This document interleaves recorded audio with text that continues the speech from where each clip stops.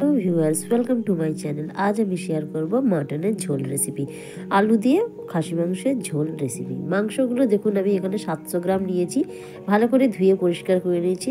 মাংসটাকে আমি ম্যারিনেট করব। লবণ দিয়ে দিয়েছি পরিমাণ মতো, হলদি গুঁড়ো, লঙ্কা গুঁড়ো, রসুন বাটা, আদা বাটা দিলাম, আর দেবো টক দই দেবো।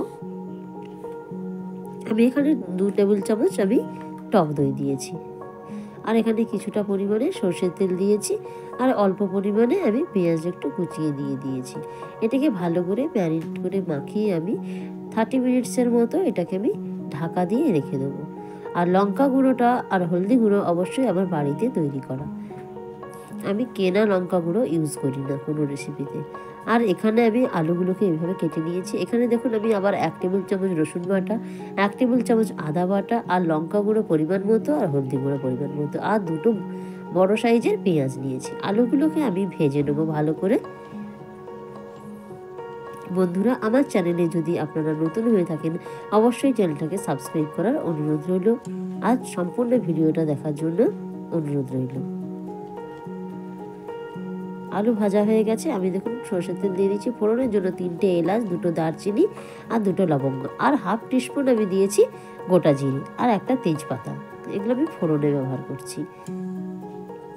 কেটে রাখা পেঁয়াজগুলো আমি দিয়ে দিলাম। পেঁয়াজগুলো ভাজা ভাজা হয়ে আসবে, একটু লবণ দিয়ে দেবো যাতে তাড়াতাড়ি পেঁয়াজটা নরম হয়ে যায়। রসুন বাটাটা আমি অ্যাড করলাম।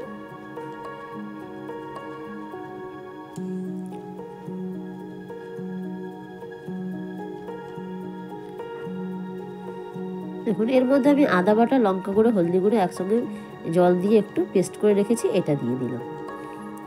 দিয়ে মশলাটাকে ভালো করে কষিয়ে নেব।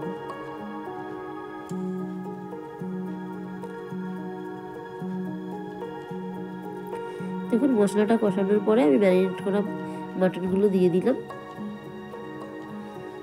দিয়ে এটাকে ভালো করে আমি কষিয়ে নেব।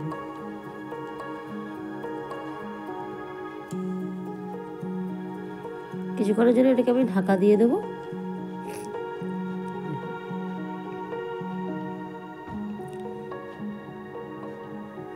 ধরুন এটা ভালো করে কষিয়ে দেখুন মশলা জলটা একটু দিয়ে দিলাম। দেওয়ার পরে এটাকে আবার কিছুক্ষণ ঢাকা দিয়ে এটাকে হাফ কষিয়ে নেব। এবার আমি আলুগুলো আমি দিয়ে দিলাম। আমি এখানে কোনো কালার লঙ্কা গুঁড়ো অ্যাড করছি না, পরিমাণ মতো আপনারাও লবণ অ্যাড করে দেবেন। দেখুন মোটামুটি আমার মাটনটা কষানো প্রায় হয়ে এসছে।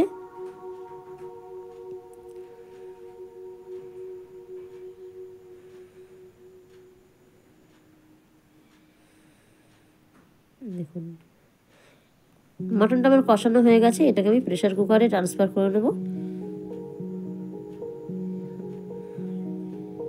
প্রেসার কুকারে করে নিয়েছি পুরোটা। আর কড়াইতে আমি জল দিয়ে এই গরম জলটা আমি দেবো, ঠান্ডা জল আমি দেবো না।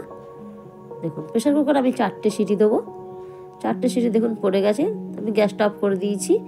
আমি যতক্ষণ না দেখুন প্রেসার কুকারে যতক্ষণ না আপনার সিটি রিলিজ হচ্ছে আমি ততক্ষণ এটা বন্ধ রেখেছিলাম। তারপরে খুলে কাঁচা লঙ্কা 2টো আমি কেটে দিয়ে দিয়েছি।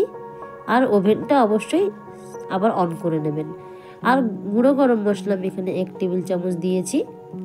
দিয়ে এটাকে আমি 2 মিনিট আমি এটাকে এমনি লক না করে প্রেসার কুকার আমি এটা ঢাকা হতে দেবো। বন্ধুরা, ঢাকা দিয়ে আমি এটাকে গ্যাসটাকে আমি অফ করে দিলাম। দেখুন আমার মটনের তরকারি পুরো রেডি। আপনাদের কেমন লেগেছে প্লিজ কমেন্ট করবেন, শেয়ার করবেন, আর আমার ভিডিওটা যদি ভালো লাগে অবশ্যই লাইক করবেন। ধন্যবাদ।